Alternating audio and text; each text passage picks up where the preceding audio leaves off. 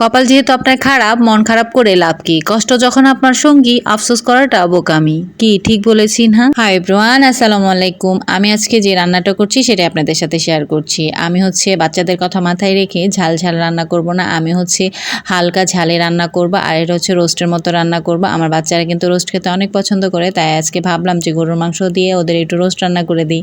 কেমন হয় বলেন তো? আজকে আমি আসলে রোস্ট জানি না, তবে গরুর মাংস হচ্ছে সাদা করে রান্না করব। যেহেতু বাচ্চারা পছন্দ করে আর বাচ্চারা ঝাল বেশি খেতে পারে না, ওদের জন্য হচ্ছে রান্না করা। আমি এখানে হচ্ছে আদা বাটা দিয়েছি, আর হচ্ছে বাদাম বাটা, পেঁয়াজ বাটা, তারপর হচ্ছে কিচমিচি বাটা, এগুলো সব একসাথে হচ্ছে বেটে তারপর হচ্ছে দিয়ে দিয়েছি, আর পরিমাণ মতোই দিয়েছি। আর এখানে হচ্ছে শুকনা মরিচ গুঁড়া ছিল, হালকা পরিমাণ দিয়েছি, বেশি একটা দিইনি, যেহেতু বাচ্চাদের জন্য রান্না করছি।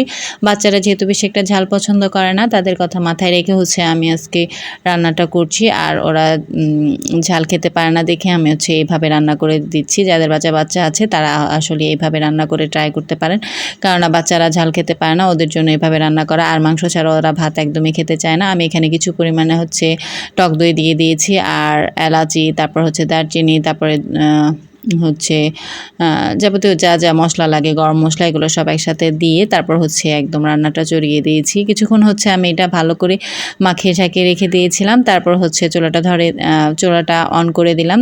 এরপর হচ্ছে রান্নাটা সুন্দর করে রান্না করে নিচ্ছি।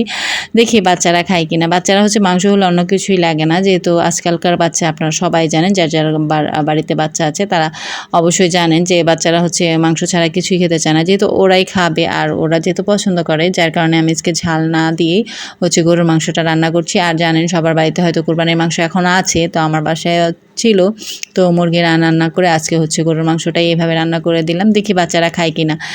ওরা অনেক পছন্দ করে যদি ঝাল না হয়, তো আজকে হচ্ছে ঝাল ছাড়া একদম সাদা সাদা করে রান্না করে দেব। এখানে আমি সব কিছুই দিয়েছি, কিন্তু শুধুমাত্র হচ্ছে হলুদের গুঁড়াটা দিইনি। আমি হচ্ছে এখানে আস্ত কিছু কাঁচামরিচও দিয়ে দেব ফ্লেভারের জন্য, যেটা ভালো লাগবে। আমি হওয়ার আগে হচ্ছে আস্ত কিছু কাঁচামরিচ আর টমেটোটা অ্যাড করেছি, যদিও ভিডিওতে দেখানো হয়নি। আর আলুটা দিয়ে দিলাম। আমার বাসায় আলুটা খুবই পছন্দ করে। বাচ্চারা তো অন্য কোনো সবজি খেতেই চায় না, কিন্তু আলুটা কিন্তু খুব পছন্দ করে, যার কারণে ওদের জন্য হচ্ছে আমি আলুটা দিয়েছি, নয়তো বা দিতাম না। কারণ আলুটা না দিলে হয়তো আর একটু বেশি টেস্ট হতো, কিন্তু আলুটা দিয়েছি কারণ বাচ্চারা খায়। আর আমাদের বাসায় মাংসের চেয়ে আলুটাই কেন জানি সবাই বেশি পছন্দ করে। মাংসের যে আলুটা দেওয়া হয় সেটা খুবই পছন্দ করে সবাই, এর জন্য হচ্ছে আমি কিছু আলু দিয়ে দিয়েছি।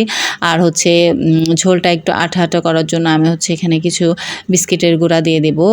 আর এটা দিলে একটু তাড়াতাড়ি হচ্ছে এগুলো আঠালো হয়ে যাবে আর একটু ঘন লাগবে, যার কারণে আমার এটা দেওয়া। আর আমি এখানে কিন্তু টমেটো সসও দিয়েছি। আর নামানোর আগে আমি কিছু কাঁচামরিচ দিয়েছি, যদিও ভিডিওর কারণে সেগুলো দেখানো হয়নি। আপনারা চাইলে ট্রাই করতে পারেন। আমি আমার মতো রান্না করেছি, আপনারা আপনাদের মতো করবেন। টাটা, আল্লাহ হাফেজ।